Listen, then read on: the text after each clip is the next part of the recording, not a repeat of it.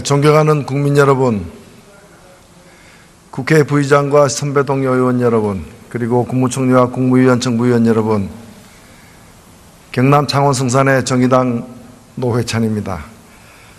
저는 정치를 시작한 이래 가장 부끄러운 심정으로 이 자리에 섰습니다. 정치를 한다는 것이 이렇게 참담한 순간은 없었습니다. 마지막 남은 희망의 불씨를 찾는 심정으로 몇 가지 질문을 드리고자 합니다. 국무총리 나와 주십시오.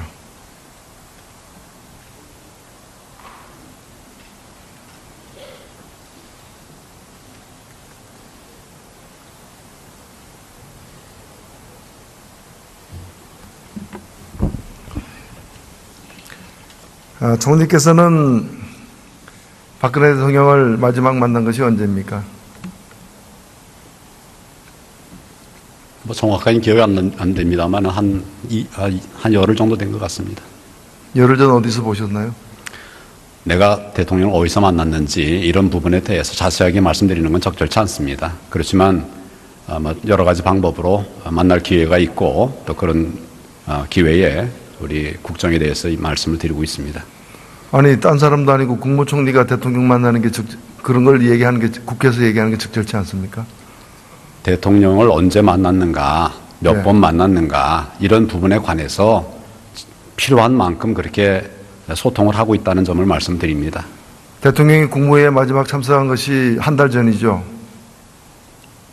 예, 좀 됐습니다. 그래서 묻는 겁니다. 왜 묻는지 모르시겠어요? 여러 가지 방법으로 소통하고 국민들의 있다고 눈에는 말씀드립니다. 대통령이 잘 안 보이니까 염려가 돼서 묻는 거예요. 예, 여러 가지로 소통하고 있습니다. 전화 통화는 언제 하셨어요? 마지막으로. 예, 얼마 안 됐습니다. 자주 하고 있습니까? 그렇습니다. 국무총리 경질 사실은 어떻게 통보받았습니까? 제가 통보를 받은 것이 아니고 네. 말씀드린 여러 소통 기회에 의견을 나눴습니다. 의견을 나눴다고요? 그게 언제입니까? 김병준 총리 내정자를 이렇게 내정한 걸 발표한 그날입니까? 그 전날입니까? 예, 훨씬 전입니다. 훨씬 전이에요? 그렇습니다. 어느 정도 전입니까? 상당 기간 총리는 전입니다. 국회에서 대통령에게 사의를 밝힌 바 있다고 했지만 국회에 나온 청와대 이 비서관들은 그런 사실이 없다고 국회에서 발언한 거 알고 계십니까? 비서관들은 저와 대통령이 나눈 이야기들을 다 모릅니다. 본인들이 알고 있는 것만 말씀을 드린 겁니다. 사적으로 알고 있는 게 아니라 공식적으로 기록된 걸 가지고 비서관이 답변했어요. 본인이 행동한 것을 말씀을 드린 것입니다. 내일 오후에 광화문에 촛불 집회가 있는 거 알고 계시죠? 알고 있습니다.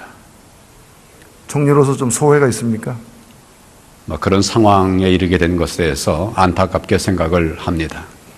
미복을 해서라도 그 현장에 좀 나가서 국민들의 목소리를 들어볼 의향은 없습니까? 의원님 말씀 참고하겠습니다. 한번 나가보실 생각이 없으세요? 의원님 말씀 참고하겠다고 말씀드렸습니다. 예, 그 지난 토요일날 광화문에서 촛불 집회가 있었습니다. 수많은 사람들이 모이신 건 알 것이고 TV나 사진을 통해서도 보셨겠지만 많은 분들이 들고 있는 손피켓에 박근혜 하야하라, 이게 나라냐, 이런 글들이 적혀 있었습니다. 박근혜 대통령 하야할 가능성이 있습니까? 대통령께서 국정이 중단되지 않도록 하기 위한 노력을 하고 계신 것으로 알고 있고 또 정부에서도 그런 같은 노력을 하고 있습니다. 하야할 의향이 없다고 이해하면 됩니까? 국정이 중단되지 않고 정상화될 수 있도록 정부에서 최선을 다하겠습니다. 그 점만 말씀드립니다. 대통령이 전격 하야할 의향을 비친다면 총리께서는 말리실 생각입니까? 아니면은 수용할 것입니까? 정부로서 해야 할 일들 최선을 다하겠습니다.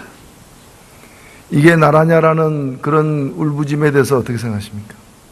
공감하십니까? 그런 말씀들을까지 하게 된 점에 대해서 안타깝게 생각을 하면서 또 국민들에게 송구합니다. 이런 상황 속에서도 나라가 흔들리지 않도록 또 우리 민생이 어렵지 않도록 경제가 더 위축되지 않도록 하기 위한 노력을 우리 정부 공무원들과 함께 더 해나가도록 하겠습니다. 총리께서는 박근혜 대통령이 후보 시절에 대선 후보 시절에 공약으로서 헌법이 명시한 강요 재청권을 국무총리에게 보장하겠다고 약속한 사실을 알고 계십니까? 뭐 그런 취지로 말씀하신 것으로 알고 있습니다. 이 약속은 지켜졌습니까?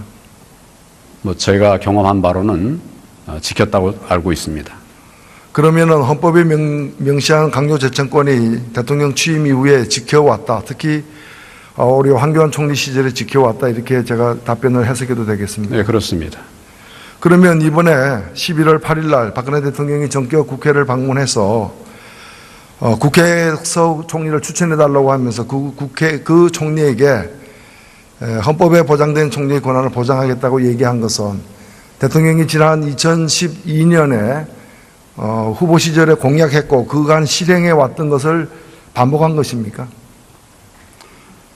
의미가 그때와 똑같다 이렇게 말하기는 어렵습니다. 거기에 실질적인 권한 이야기도 하셨고 그런 부분은 지금 시점에서 판단을 해야 되리라고 생각합니다. 아니 대통령께서 국회에 와서 실질적으로 내각을 통할할 권한을 드리겠다라고 한 것에 대해서 그 다음날 청와대 관계자의 공식 해설은 헌법에 보장된 총리의 권한을 보장하겠다는 뜻이라는 것인데 지금 말씀대로 하면은 이미 시행하고 있는 것을 반복한 것을 지나지 않지 않습니까?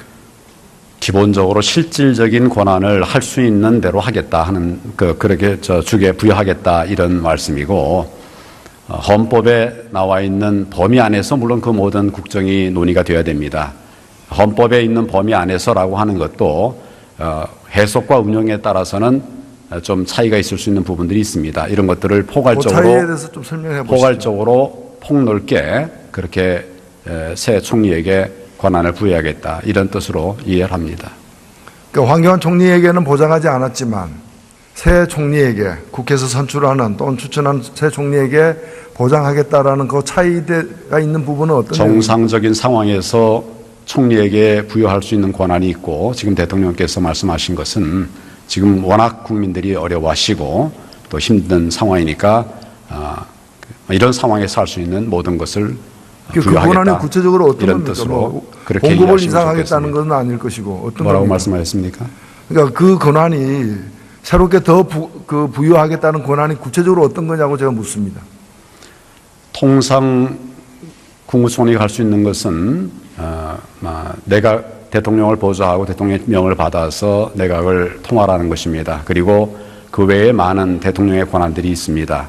그 대통령의 권한에 대해서 대통령이 직접 행사하실 수도 있는데 그 대통령의 권한의 일부를 그 총리에게 위임하고 사실상 할 수 있도록 하게 그렇게 하는 방법들이 있습니다. 그럼 예를 들면 장관 임명에 있어서 사실상 대통령이 추천하면서도 총리가 제청한 것으로 간주해서 임명하는 관례를 벗어나서 실질적으로 추천을 하겠다라는 그런 뜻으로 해석할 수도 있습니다. 그 말씀 그대로 이해해 주시기 바랍니다. 어느 말씀이요? 대통령께서 말씀하신 것이 대통령으로 얘기한 대로 하면은 2012년 공약이나 이번에 12월 달에 국회 찾아와서 한 약속이나 똑같아요. 지금 상황에서 헌법상의 하신 말씀이 강요재청권을 국무총리에게 부여하겠다는 것은 바로 4년 전 공약이었고 지금 되풀이되고 있는 것이에요. 그럼 그동안 공약을 안 지켰다는 것으로 우리가 유추 해석할 수밖에 없는 건데 총리께서는 공약을 또 지켜왔다고 얘기하고 있지 않습니까? 제가 부연 설명을 드린 이런 내용들에 대해서 의원님께서 잘 아시리라고 생각합니다. 그런 모든 할 수 있는 부분들을 신임 총리에게 주어서 국정의 통할권을 강화하도록 그렇게 하겠다는 취지로 이해를 해 주시기 다시 바랍니다. 묻습니다. 그러면 대통령께서는 지금 헌법에 보장된 총리의 권한을 보장하되 국무위원 재청과 관련해서는 그 이전보다는 더 좀 큰 폭의 권한을 드리겠다라고 제안하는 것으로 이해해도 됩니까? 실질적 권한이라고 하는 말씀 그대로 받아주시면 좋겠습니다. 아니 저는 만일 그렇게 끝내 답변을 안 하시는데 저는 답변을 안 하시는 게 솔직하다고 봐요. 그렇게 해석합니다. 그러나 일부 언론에서 이걸 좀 과도하게 해석해가지고 대통령이 마치 장관 임명권을 갖다가 새 총리에게 부여하는 것으로 해석들을 하는데 그렇다면 더욱 납득하지 못할 것이 뭔가 하면은 바로 한미 군사정보협정 164명의 국회의원들이 반대하고 있어요. 그런데 이걸 갖다가 지금 다음 주에 처리하겠다고 하고 있거든요. 만일에 야당이 추천하는 국무총리를 임명해가지고 그 국무총리가 제청하는 장관들로 내각을 구성하겠다는 것이 대통령의 실제 뜻이라면은 대통령은 지금 한 얼굴로 두 가지 얘기를 하고 있는 거예요. 한편으로는 새 내각에 권한을 주겠다는 것이고, 하나는 새 내각이 어떻게 들어서도 내가 해왔던 대로 해나가겠다는 걸 얘기하고 있는 것 아닙니까? 어떻게 생각하세요? 국정의 중단이 있어서는 안 되지 않겠습니까? 국정은 국정대로 정상적으로 운영이 돼야 될 것이고, 지금 대통령께서 말씀하신 부분은 또 말씀하신 그대로 약속을 지키시리라고 생각을 합니다. 국정의 중단이 아니고 실질적으로 박근혜식 국정을 중단하지 않겠다는 겁니다. 헌정상의 국정 중단이 아니라 박정희식 국정을 계속해 나가겠다라는 뜻이죠. 물론 국정이라는 것은 헌법과 법률에 근거한 것입니다. 그런 헌법과 법률에 근거한 국정이 중단되어서는 안 되지 않느냐, 그런 생각입니다. 그러니까 20만 명이 광화문에 모여도 마이동풍이라는 겁니다. 대통령 귀에는 들리지 않는다는 겁니다. 그게 현재 대통령의 상태입니다. 대통령께서 진정성을 담아서 말씀을 하고 계시다. 지금 상황이 국회에서든지 또 대국민 성명을 통해서든지 또 저희는 그런 방향으로 국정이 진행될 수 있도록 그렇게 준비를 하고 있습니다. 개각 시절에 2015년도 개각 시절에 총리께서는 국무위원 제청권을 행사하는 것과 실제 제청하는 것은 다른 측면이 있다고 얘기했습니다. 무슨 시절에? 개각 시절에? 네. 2015년 12월 21일 청와대에서 개각을 하니까 총리께서 총리로서의 제청권 행사를 했느냐는 질문에 대해서 국무위원 제청권을 행사하는 것과 실제 제청하는 것과는 차이가 있다라고 답변을 한 게 보도가 된 바가 있고요. 제청하는 것과 네, 그러니까 헌법에 보장된 제청권이 예. 그 형식적인 제청권 행사로 끝나는 게 현실이다라는 뜻으로 이해되는데 그렇지 않습니까? 않습니다. 예, 그렇지 직접 않습니다. 그러면 그 국무위원들을 갖다가 제청한 일이 있어요? 물론 그렇게 하고 있습니다. 예. 아니 그 제청이 그러니까 제청하기 전에 과정이 실제적으로 사람을 발탁해가지고 제청했냐는 거예요. 사람을 발탁하는 방법은 여러 가지가 있습니다. 그 여러 가지 방법들을 같이 활용을 해서 사람을 찾고 또 검증을 하고 이렇게 해가지고 국무위원들 추천하고 또 임명하는 것입니다. 그러면 이번에 박성주 국민안전처 장관 내정은 누가 했습니까? 그 부분은 물론 총리가 했다고 답했죠. 뭐라 그렇잖아요. 그랬습니까? 뭐라 그랬습니까? 총리가 했다고 답을 했잖아요. 저는 저대로 제청을 했습니다. 그러면 그렇게 거짓말을 해도 됩니까? 무슨 말씀입니까? 제청했다고요? 제청했습니다. 저는 저대로 제청을 했고 제가 알기로는 아마 총리 그럼 총리 얘기는 후보자에게 누구네요? 총리 김병주 후보자에게 내정자가 추천한 것을 내가 받아서 제청했다 그 말씀입니까? 그렇지 않습니다. 의견을 들은 겁니다. 대통령께서 지금 제가 말씀드리려고 했던 게 그 부분인데 그 신임 총리 후보자의 의견을 들었다고 말씀을 드렸고 총리 후보자 답변에- 입장에서는 제청을 할 권한이 없습니다. 총리 답변의 신뢰도가 점점 떨어지고 있어요. 무슨 박근혜 대통령 말씀입니까? 닮아가고 있어요. 지금 답변하는 게. 어떻게 그렇게 새빨간 거짓말을 하고 있어요. 그런 적절찮은 말씀하지 마십시오. 지금 저는 저대로 제청을 했습니다. 그리고 대통령께서 그런저런 자료들을 가지고 또 신임 총리 후보에게 의견을 들으신 걸로 알고 있습니다. 그런 상황까지 제가 알고 있습니다. 오늘 하신 보도를 보면은 최순실 씨가 차현택의 부탁을 받아가지고 김종덕 장관, 김상률 교문 수석 인사를 개입했다고 나와 있습니다. 이런 게 제청입니다. 예. 최순실가 제청해가지고 결국에는 대통령이 임명한 거예요. 실질적 제청권을 행사한 사람은 대한민국에서 최순실 씨밖에 없어요. 총리도 행사 못한 권한이에요. 여러분들의 의견을 들어서 사람을 찾고 또 그 가운데서 절차를 밟아서 장관들을 임명하는 대한민국에 겁니다. 실세 총리가 있었다면 최순실이에요. 나머지는 다 껍데기예요. 잘 알고 계시잖아요. 그렇게 속단할 일 아닙니다. 그리고 국정 그렇게 돌아가지 않습니다. 속단이 아니라 뒤늦게 저도 깨달았어요. 지단이에요.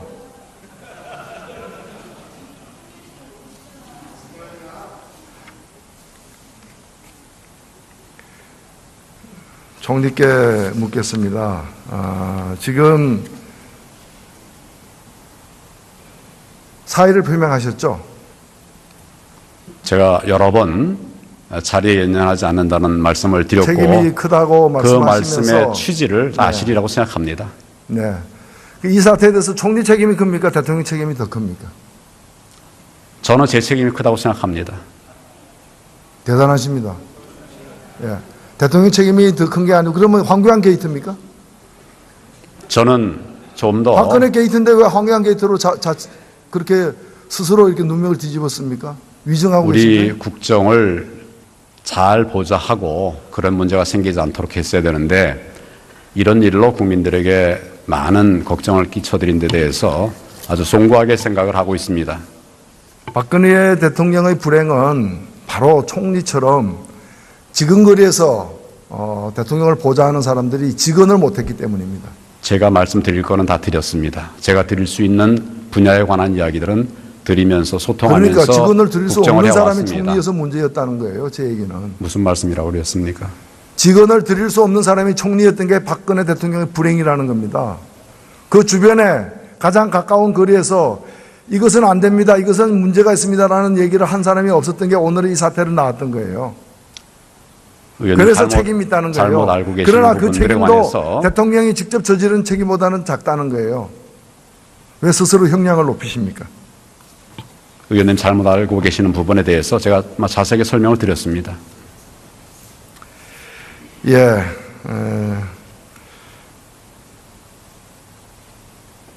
저는 대통령께서 민의를 받아들여서 이제는 물러나야 될 때라고 생각을 하고 있습니다. 대통령은 즉각 이선 후퇴를 해야 됩니다. 질서 있는 퇴진 프로그램을 이제 발표해야 됩니다. 야당이 추천하는 총리를 임명해서 과도 중립 내각을 출범시켜야 됩니다. 그리고 한편으로는 특검이 가동되어서 대통령이 수사를 받아야 할 것입니다. 그런 과정에서 내년 4월 제대로 된 조기 대선이 치러져야 되고 과도 중립 내각은 이 4월 조기 대선을 마무리하면서 자기 임무를 마쳐야 할 것입니다.